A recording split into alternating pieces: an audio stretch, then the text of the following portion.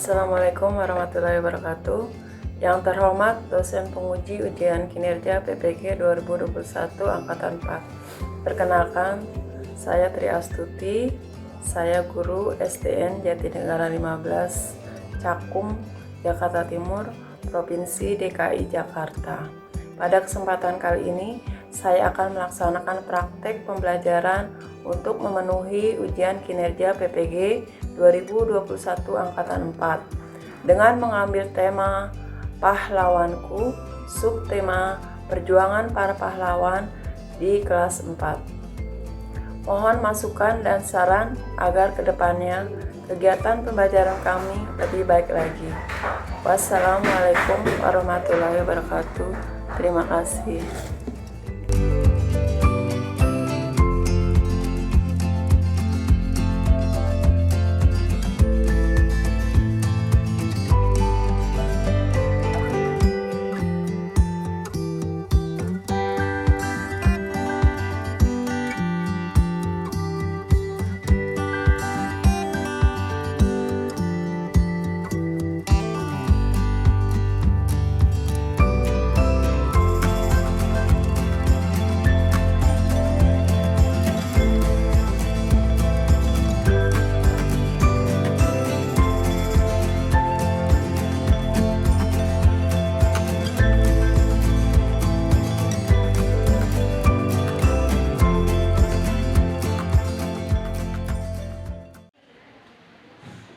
Assalamualaikum. Semangat pagi anak-anak. Pagi luar biasa. 4G. Oke. Apa kabarnya hari ini anak-anak? Baik. Alhamdulillah. Hari ini kita akan belajar tema pahlawanku, subtema perjuangan para pahlawan. Terus pembelajaran 1. Tapi sebelumnya kita berdoa dulu sama-sama ya. Yang beragama lain silakan berdoa menurut kepercayaan masing-masing. Bagi yang muslim, kita baca doa sebelum belajar bersama-sama. Ayo.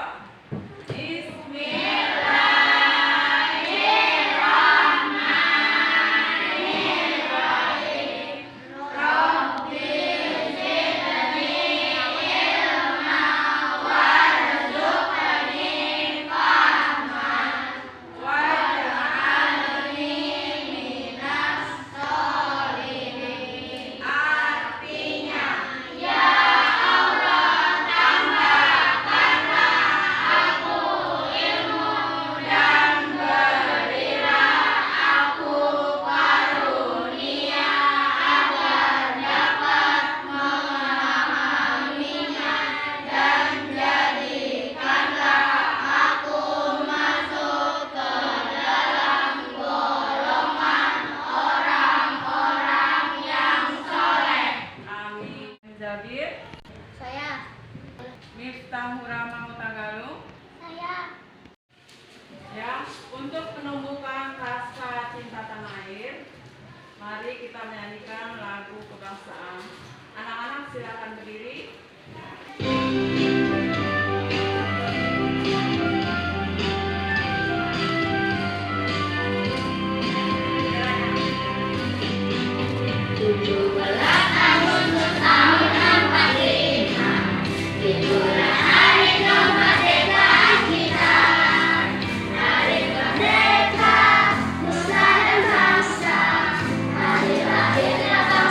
Indonesia.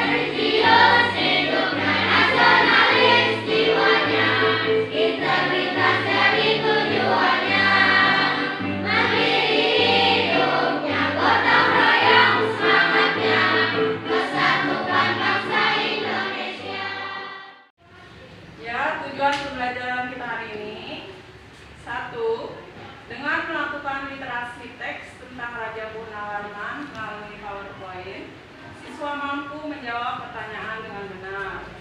2. Setelah menjawab pertanyaan berdasarkan teks, siswa mampu menceritakan kembali isi cerita dengan menggunakan bahasa sendiri secara rinci. 3. Dengan menganalisis gambar pada PowerPoint, siswa mampu mengidentifikasi peninggalan kerajaan di masa Hindu Buddha dan Islam dan pengaruhnya di wilayah setempat dengan menggunakan peta pikiran. Hari ini kamu akan belajar tentang pahlawan. Terus, kapan kita memperingati Hari Pahlawan? Ya betul, 10 November. Terus, kenapa saat upacara bendera ada kegiatan mengheningkan cipta? Mendoakan para pahlawan yang sudah gugur. Ya betul, untuk mendoakan jasa para pahlawan yang telah gugur. Semoga arwahnya ditempatkan di sisi yang terbaik oleh Tuhan Yang Maha Esa. Terus apa lagi? Untuk mengenang jasa pahlawan yang telah gugur. Untuk mengenang jasa-jasa para pahlawan yang telah membela tanah air dan memperjuangkan kemerdekaan Indonesia. Ya, terus mengapa tanggal 10 November diperingati sebagai Hari Pahlawan? Coba baca anak-anak sama-sama.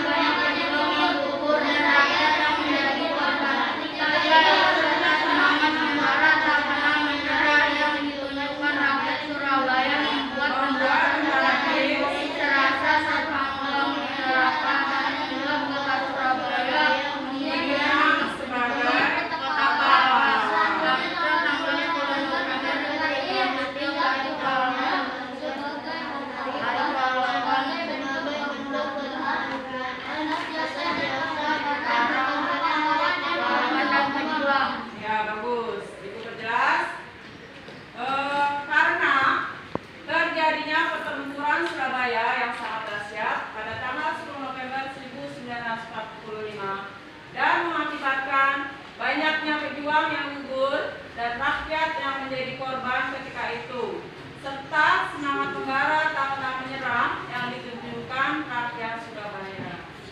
Terus selain itu, kemudian Surabaya dikenang sebagai kota pahlawan. Nah, berikut adalah contoh pahlawan yang berjuang mempertahankan kemerdekaan Indonesia. Coba lihat siapa saja. Yang ini siapa? Pangeran Antasari. Ya betul, Pangeran Antasari. Yang ini? Singamangaraja. Ya, kalau yang ini? Jenderal Sudirman. Iya, yang ini? Pangeran Diponegoro. Iya, terus kalau ini? Batavara. Yang ini? Tuanku Imam Bonjol. Iya, bagus. Kalau ini? Ki Hajar Dewantara. Iya, Ki Hajar Dewantara atau Bapak Pendidikan Nasional. Pendidikan Nasional. Ya. Menolong orang lain dengan ikhlas tanpa mengharapkan imbalan, berani dan gigih merupakan sikap yang dimiliki para pahlawan. Kamu bisa meneladani sikap kepahlawanannya dalam kehidupan sehari-hari. Perhatikan gambar. Ini adalah contoh pahlawan masa kini yang ada di sekitar kita. Siapa saja mereka? Ibu mengurus bayi. Ya, ini siapa ya? Ibu. Ibu. Kenapa ibu bisa disebut sebagai pahlawan keluarga? Karena sudah membantu keluarga, mengurus keluarganya. Iya, bagus. Karena ibu telah mengurus semua keperluan keluarga. Terus yang ini siapa? Ayah. Ya, ayah juga bisa disebut sebagai pahlawan keluarga karena telah bekerja mencari nafkah untuk memenuhi kebutuhan Keluarga. Terus orang yang bekerja untuk kepentingan umum juga disebut pahlawan. Terus perhatikan gambar.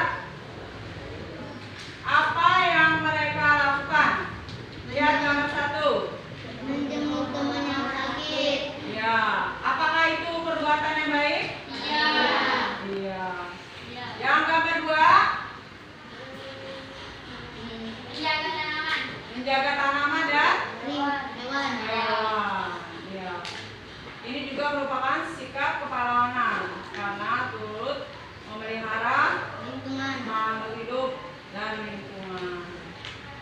Terus yang ketiga, Membantu teman yang sedang kesusahan. ya, membantu teman yang sedang kesusahan. Terus, apakah sikap mereka bisa diambil contoh? Bisa, karena perbuatan yang terpuji. Terus, manakah gambar berikut yang mencerminkan sikap kepahlawanan? 1, 2, 3, 4. 1. Sikap kepahlawanan. Yang kedua? Tidak. Yang ketiga? Yang keempat? Tidak. Terus kalian ini? Bukan? Kenapa bukan sikap kepahlawanan? Iya, menolong orang tetapi ingin dipuji. Amin.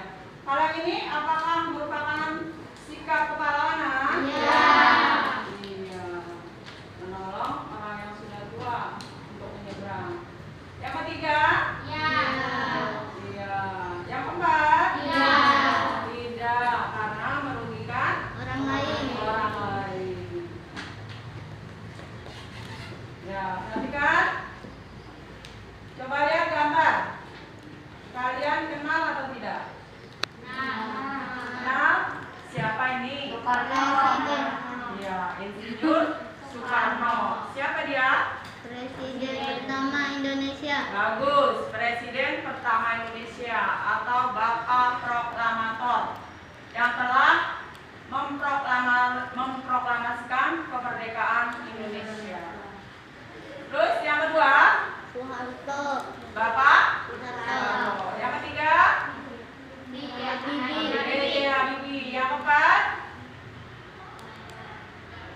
Abdurrahman Wahid. Nah, kalau yang ini, Jokowi.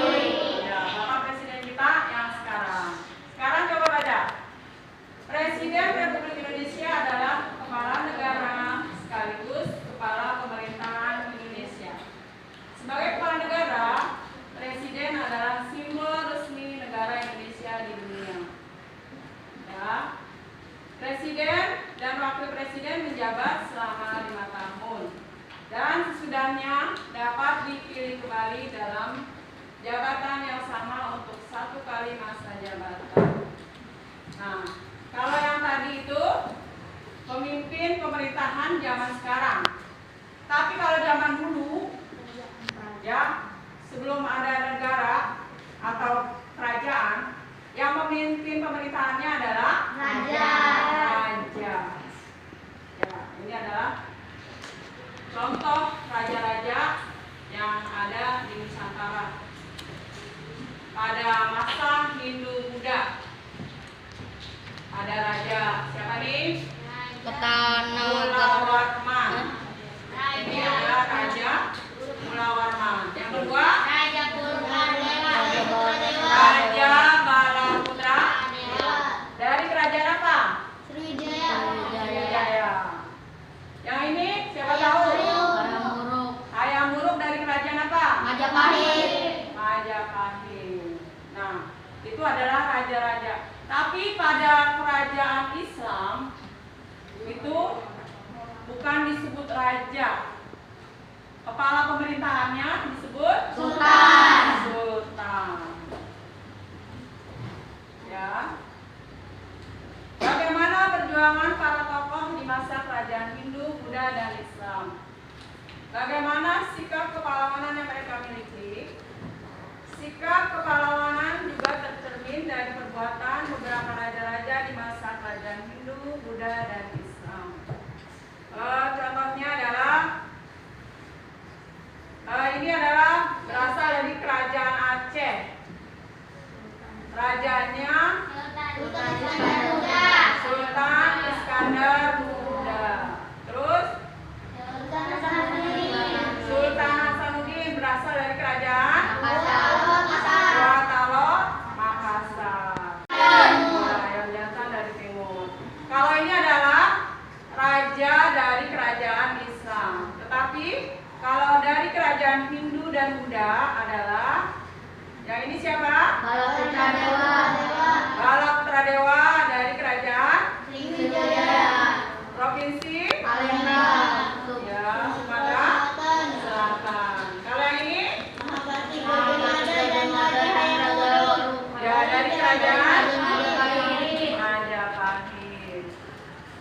Ya, perhatikan ini adalah peta pulau-pulau yang ada di Nusantara. Untuk lebih mengenal dengan salah satu raja yang pernah ada di Nusantara, mari kita saksikan video pembelajaran berikut, yaitu tentang Raja Purnawarman, berasal dari kerajaan ya, beliau dijuluki Panji segala raja. Panji segala raja. Raja Purnawarman, Panji segala raja. Raja Purnawarman mulai memerintah kerajaan Tarumanegara pada tahun 395 Masehi. Kerajaan Tarumanegara mencapai kejayaannya pada masa kepemimpinannya. Pada masa pemerintahannya, ia selalu berjuang untuk rakyatnya. Ia membangun saluran air dan memberantas perompak. Raja Purnawarman sangat memperhatikan kesejahteraan rakyatnya. Ia memperbaiki aliran Sungai Gangga di daerah Cirebon. 2 tahun kemudian, ia juga memperbaiki dan memperindah alur Sungai Duku sehingga air bisa mengalir ke seluruh kerajaan. Para petani senang karena ladang mereka mendapat air dari aliran sungai sehingga menjadi subur. Ladang para petani tidak kekeringan pada musim kemarau.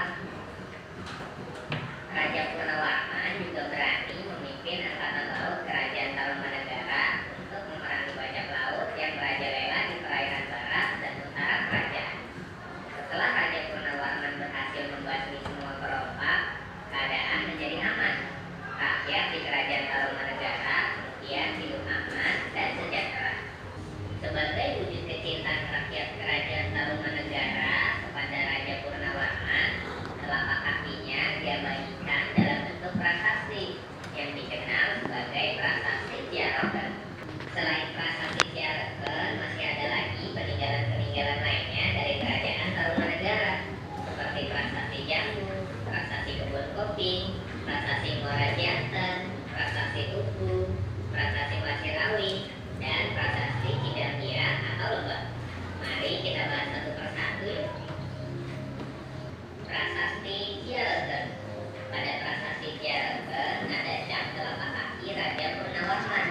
Adapun isi dari prasasti Ciaroken yaitu inilah sepasang telapak kaki yang seperti kaki Dewa Wisnu, dewa pemelihara. Ialah kaki yang mulia Sang Purnawarman, raja di negeri Taruman, yang gagah berani di dunia. Prasasti Jambu. Ada juga prasasti lain yang menyebutkan Raja Purnawarman, yaitu prasasti Jambu. Isi dari prasasti Jambu adalah tapak kaki ini adalah tapak kaki Sri Purnawarman, Raja Tarumanegara, pengidap termasyur, jujur, gagah berani, dan setia dalam menjalankan tugasnya. Prasasti Jambu ditemukan di daerah perkebunan jambu sekitar 30 km dari kota Bogor. Prasasti Kebun Kopi. Prasasti Kebun Kopi memuat gambar 2 kaki gajah. Di catatannya menceritakan telapak kaki itu adalah telapak kaki gajah yang menjadi tunggangan penguasa Taruman, seperti Airawata. Airawata adalah gajah tunggangan dewa perang Matahari. Prasasti Kebun Kopi ditemukan di Muara Ilir, Cibulan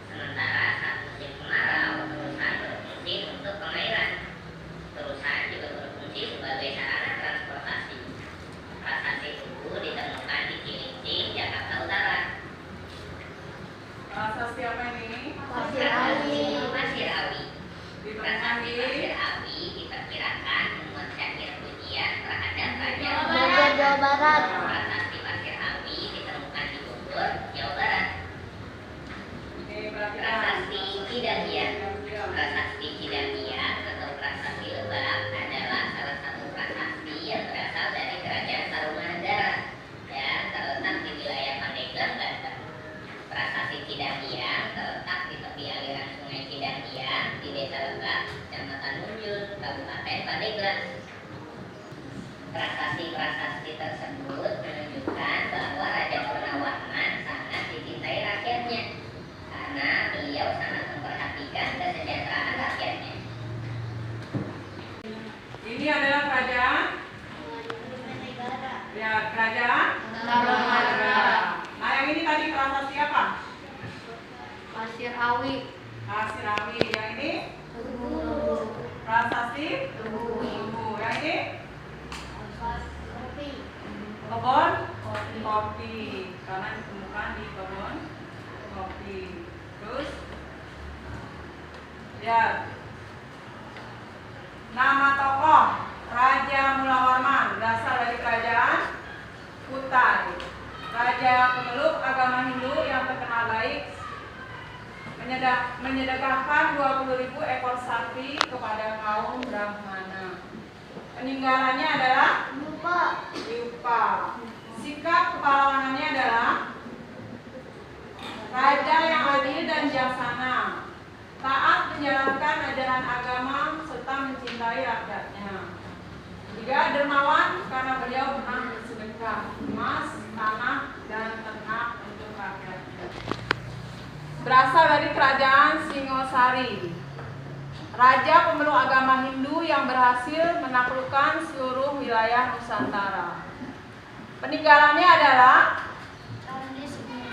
Candi Singosari. Sikap kepahlawanannya adalah pantang menyerah dalam menyatukan Nusantara. Berani dan tegas menolak untuk tunduk pada bangsa Mongol. Terus Raja Balaputradewa dari kerajaan ya, pemeluk agama Buddha yang berhasil membuat kerajaan sebagai pusat perdagangan dunia. Prasasti yang ditinggalkan adalah prasasti Kedukan Bukit. Terus pada masa kerajaan Islam dari Aceh, siapa nama rajanya? Sultan Iskandar Muda. Peninggalannya adalah Masjid Raya kah? Baitur Rahman yang sekarang masih ada. Masjid yang sangat megah dan mewah, sekarang masih berdiri. Ini adalah kerajaan Islam di Nusantara, yaitu kerajaan Aceh. Kerajaannya yang terkenal adalah Sultan Iskandar Muda. Kerajaan ini juga menjadi pusat perdagangan dan pengembangan agama Islam. Peninggalannya adalah iya, sekarang masih ada, masih berdiri. Sikap kepahlawanannya adalah adil dan bijaksana dalam menegakkan hukum, terus yang kedua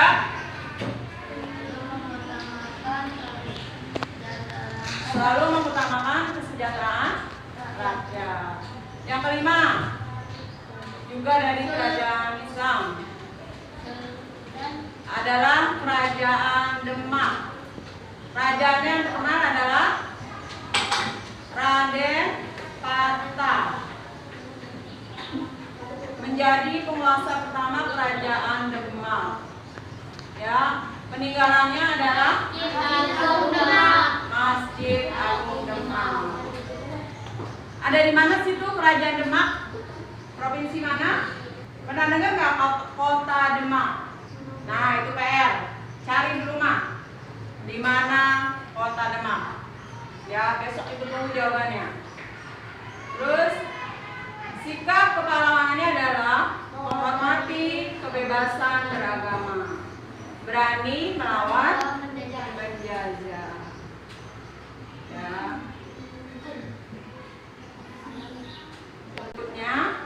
Sebelumnya kita akan ice breaking.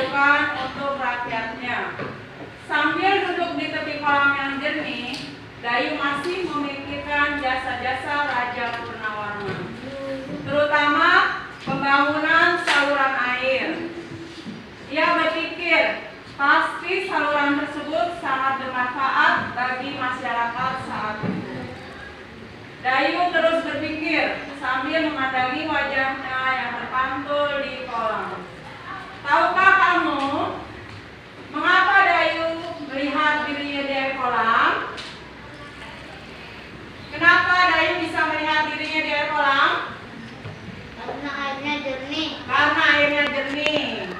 Bisa. Terus? Karena air di kolam bisa memantulkan cahaya. Iya, betul. Karena air kolam memantulkan cahaya. Terus, kamu akan belajar tentang sifat-sifat cahaya melalui percobaan berikut. Ya. Sifat-sifat cahaya itu ada 4. Sebenarnya ada 6. Tapi yang kalian pelajari di kelas 4 ini hanya 4 saja. Yang pertama, cahaya dapat merambat lurus. Contohnya, center selalu lurus. Terus yang kedua, cahaya motor. Terus cahaya mercusuar selalu lurus. Yang kedua, cahaya dapat dipantulkan. Contohnya, ketika kalian berpakaian supaya rapi, kalian melihat mana? Kaca. Ya, cermin. Cermin adalah pemantulan yang sempurna karena permukaannya licin dan datar, jadi menghasilkan bayangan yang sempurna. Terus yang ketiga, cahaya dapat menembus benda bening. Ya, contohnya ini bening. Kelihatan nggak dari sana? Kelihatan. Kelihatan? Ya. Ya. Karena cahaya menembus benda bening. Terus yang keempat, cahaya dapat dibiaskan. Ya, kalau kalian ke kolam renang, kalian akan melihat dasarnya. Kalau airnya jernih, kalian akan melihat dasar kolam. Terlihat dangkal. Padahal itu adalah kolam itu dalam. Karena kolam itu dipantulkan oleh cahaya. Yang kedua, ikan. Ikan kalau berada di akuarium akan terlihat lebih besar. Karena cahaya dapat dibiaskan. Nah, sekarang coba kalian praktekkan bagaimana cahaya dapat merambat lurus, cahaya dapat menembus benda bening, cahaya dapat dipantulkan, cahaya dapat dibiaskan. Nah, sekarang kalian praktekkan. Kalau percobaan ini, Sifat benda dapat merambat, cahaya dapat merambat lurus. ya, cahaya dapat merambat Lurus. Coba kalian geser. Sini. Nah. Coba lihat sini, Arya. Kelihatan tidak? Tidak. Iya, karena cahaya tidak bisa berbelok. Terus yang kedua, apa Arya? Cahaya dapat menembus benda bening. Coba Ibu melihat bagaimana cahaya dapat menembus benda bening. Kelihatan tidak stabil cahayanya? Ya, itu apa namanya Arya? Cahaya dapat menembus benda bening. Iya, bagus. Kalau tidak bening, coba. Kelihatan tidak stabil? Tidak. Iya, kenapa tidak kelihatan? Karena ada Tidak? bening. Tidak bening. Iya, bagus. Iya. Kalau ini apa Jabir? Sifat cahayanya bagaimana? Cahaya dapat dipantulkan. Iya, mana pantulannya? Ya, ada ya? Ada di Ya, atas. bagus. Lalu? Cahaya dipantulkan ke nilai atas. Iya, cahaya dapat dipantulkan. Coba Ibu lihat. Sempurna tidak pantulannya? Sempurna. Iya. Cahaya dapat dipantulkan. Ini, bagaimana sifat cahaya? Cahaya yang dapat dibiaskan. Coba apa? Bukan? Arya lihat Bagaimana hasilnya? Pensil terlihat lebih besar. Iya. Pensil dalam air terlihat lebih besar. Itu artinya cahaya dapat dibiaskan.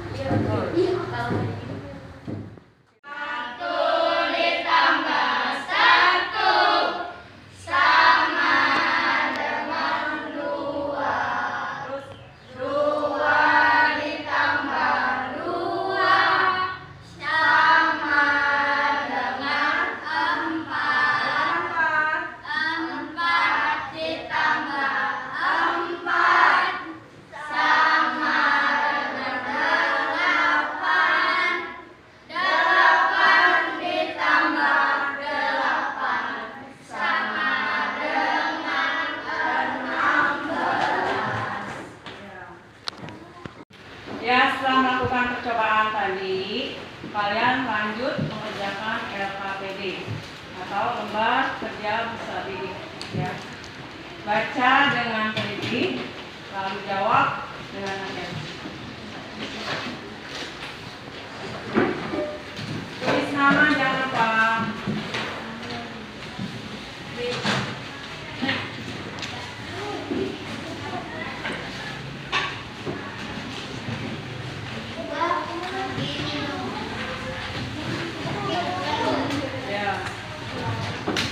Ya anak-anak, ada 10 soal bentuk pilihan ganda.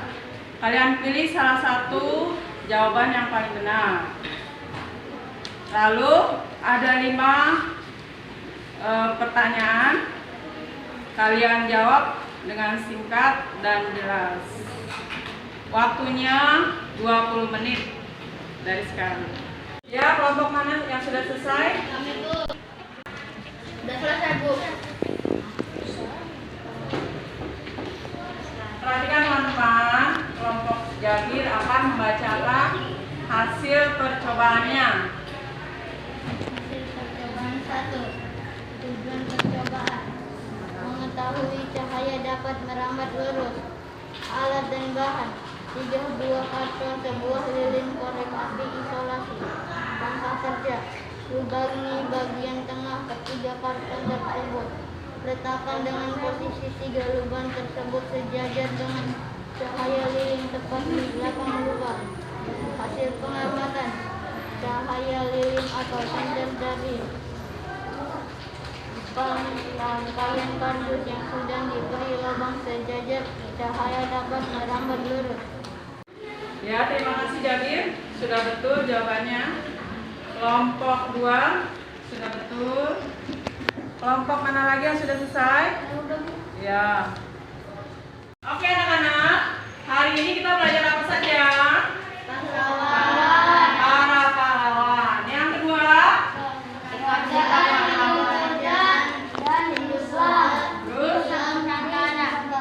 kerajaan Hindu dan Islam yang pernah ada di Nusantara. Yang ketiga, sifat-sifat cahaya. Bagus. Ya. Apa kalian senang belajar hari ini? Senang. Bagus. Masih semangat? Masih. 4D? Yes. Oke. Bagus. Ya anak-anak, kita cukupkan pembelajaran hari ini. Tapi ingat, selalu menjaga protokol kesehatan dimanapun kalian berada dengan 5M. Apa saja itu? Mencuci tangan, terus memakai masker, menjaga jarak, menghindari kerumunan, apalagi? Mengurangi mobilitas. Ya. Hati-hati di jalan, langsung pulang rumah, ganti baju, makan. Kalau mau main, izin dulu dengan orang tua. Mulai kita berdoa dulu. Ayo ketua kelas, pimpin doa. Bersiap, berdiri, beri salam.